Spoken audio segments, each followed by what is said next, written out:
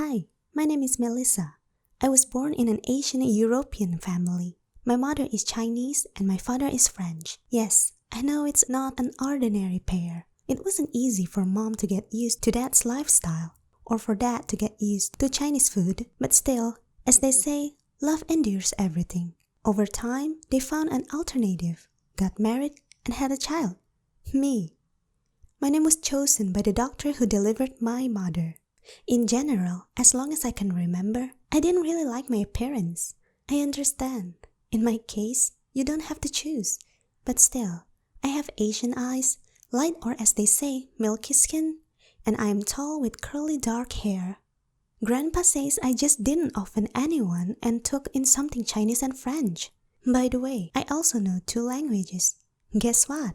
And so one day when my mom and dad were signing me up for another extra class in math, literature, and chemistry, I got into an argument with them. I didn't understand why all my life I was forced to train only my brain, and with those subjects that I didn't like at all. I wanted to sing, or better yet, dance. I was literally sick when I watched music videos where stars like Beyoncé, Kiara, Missy Elliott danced chick-rousing dances and sang songs. I wanted to scream and cry because I didn't have such looks and plastics in my blood. Have you ever noticed that all black people have this gift for singing and dancing? Personally, my greatest talent was eating frogs at home with sticks. But I wanted to be famous for my figure, show off my curvaceous chocolate-colored skin. If I was born a mulatto, I would never show acne. I will never burn in the sun. I will only buy bikinis. I will not hesitate to go to karaoke and clubs. I will make myself dreadlocks or pigtails. I will wear white dresses with an open bust, and I will not need to pump my lips to make them feminine and plump. Why was I born a flat European with narrow eyes? When I visited my grandparents in a village in France, I met new neighbors there. They had 3 children.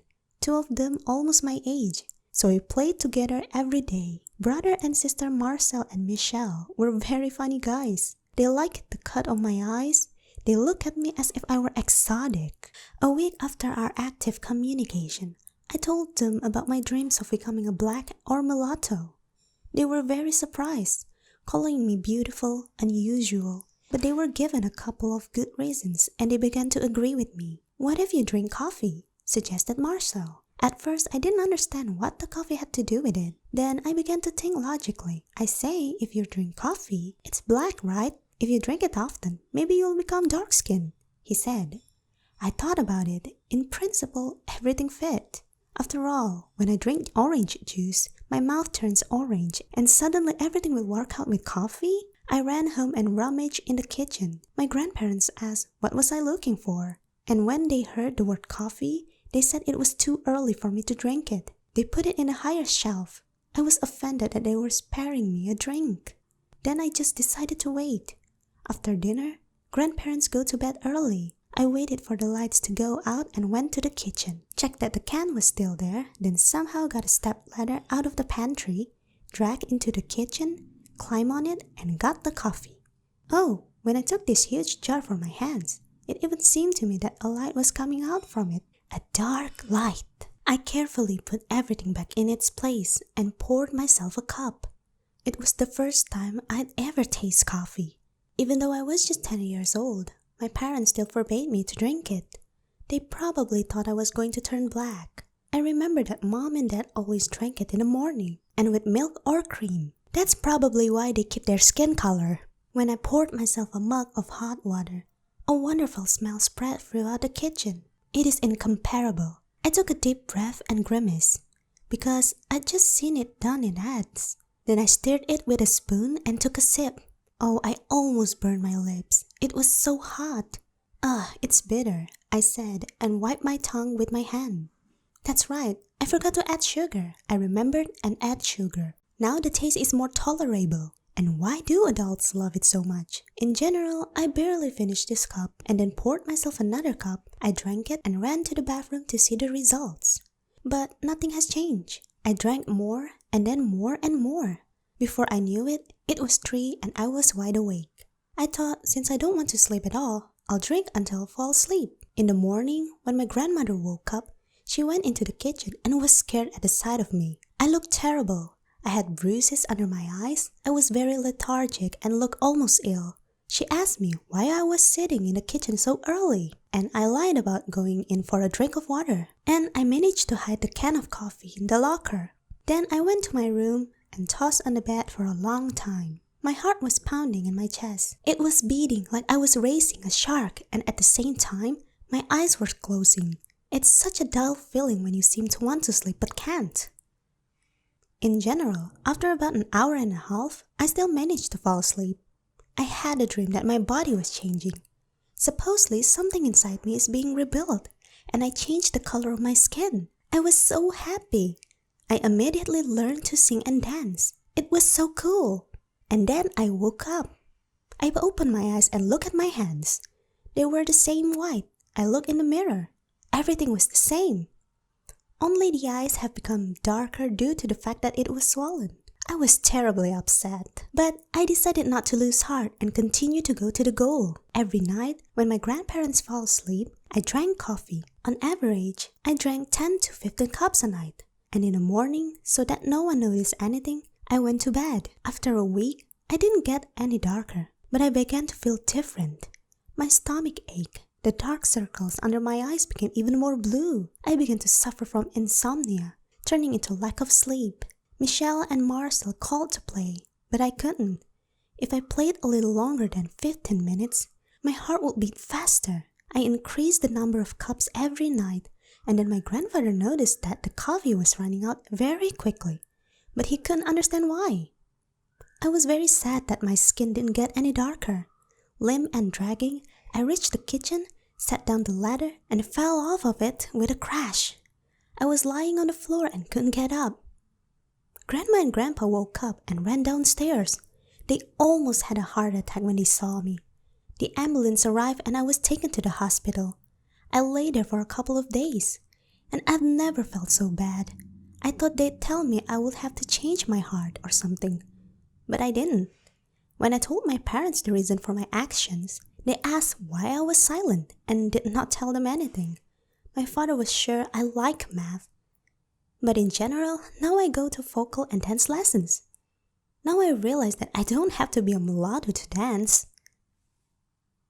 I think many of us have some strange characteristics that we can't explain to ourselves or to others. Someone eats boogers, someone sits for hours in the toilet, someone likes to sniff gasoline, tear paper, and much more. For example, I like to eat soap. Yes, simple, ordinary, real soap for your hands, face, no matter. I have my own favorite tastes, colors, and firmness, and it started from childhood. By the way, my name is Mia. I have a little sister and a mother. My father was gone and my mother raised us alone. She was often at work, I was at school, and my sister was in kindergarten. When I came home from school, I usually had lunch, then sat down for lessons. In the evening, my mother and sister came. The three of us had dinner, bathed, and went to bed. Since I grew up, I bathe alone. I always used soap and a washcloth. I was very attracted to the smell of scented soap. I remember my mother always bought it in bundles and said it was cheaper. We had soap at home with a smell of honey and milk, strawberries, herbs. They were all different shapes, colors, and frothed in different ways. And so, on one of these bathes, as I lay in the bathroom and washed my hands, I suddenly began to wonder what soap is made of. How do they make it, and why does it have such a beautiful foam?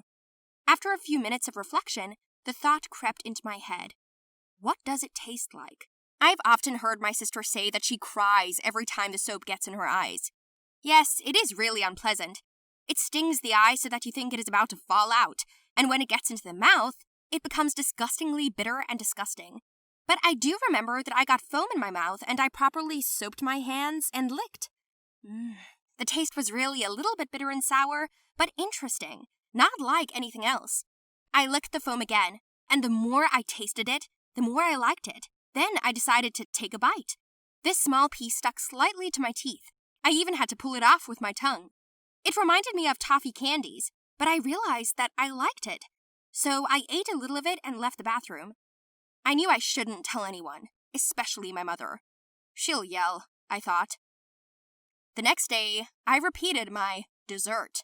With each bite, I liked it more and more. I couldn't eat much, but one bite was just the thing.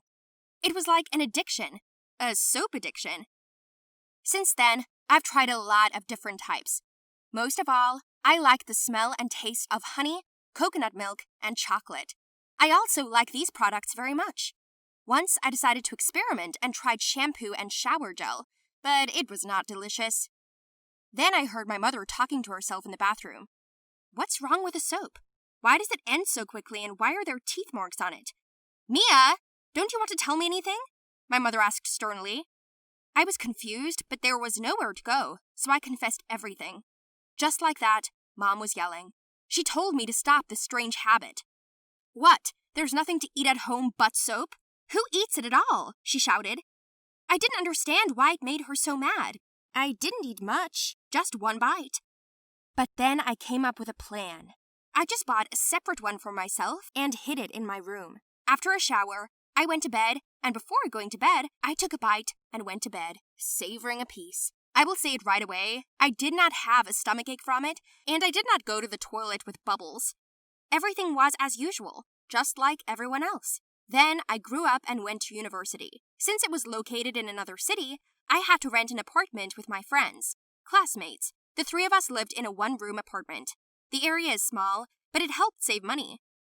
The girls did not know about my habit, and I also carefully hid this fact from them so that there would be no unnecessary questions and ridicule. Like at home, I went to the shower, took my soap with me, bathed with another, and then bit my own and went back to the room. But one day, we were doing general cleaning and a friend was cleaning the closet. When she reached my shelf, my honey fell out. She picked it up from the floor. At this moment, I screamed, and before I could run up, she asked me why there were teeth marks on the soap. At that moment, I blushed terribly and didn't know what to lie about. Another picked up the subject and began to laugh wildly. What are you doing, eating soap? I was so confused that I could not lie.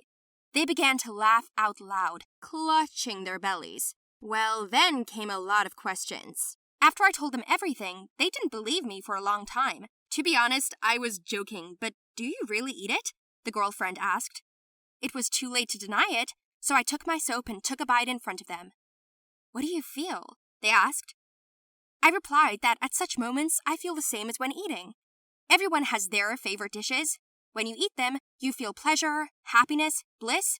In a word, high. So am I. I'm just getting high. What if I spread it on bread? One asked. And then she made me a nice little sandwich. She cut the soap into thin layers and put it on a piece of rye bread like butter. I took a bite and ate it. I liked it, but without the bread, the taste is brighter and more pleasant. While I was chewing, they both stared with their mouths open and were gawking at me. I was very funny, and I suggested that they try it. They took a millimeter at a time and ran to the bathroom. They spat so that the whole entrance seemed to hear them. Ugh, it's bitter! It's disgusting! How do you eat it? They both shouted. But no one can understand my preferences, so I kept it a secret. Since that day, on my birthday, every year the girls have given me whole packages of my treats. I didn't even know there were such tastes. Then I began to eat handmade soap.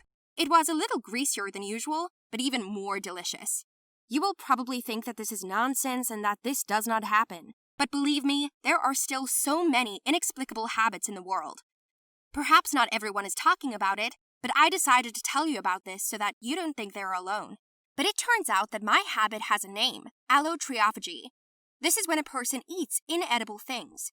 I found out about it when I got to the hospital.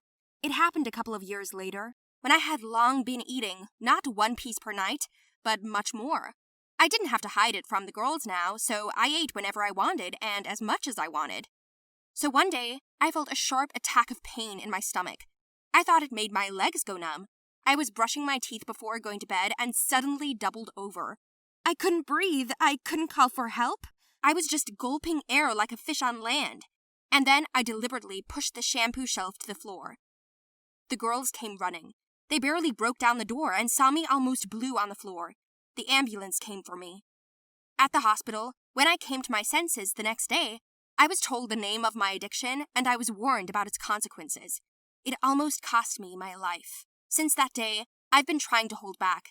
It was insanely difficult at first, And then the girls came up with something. Now we only have liquid soap in the house.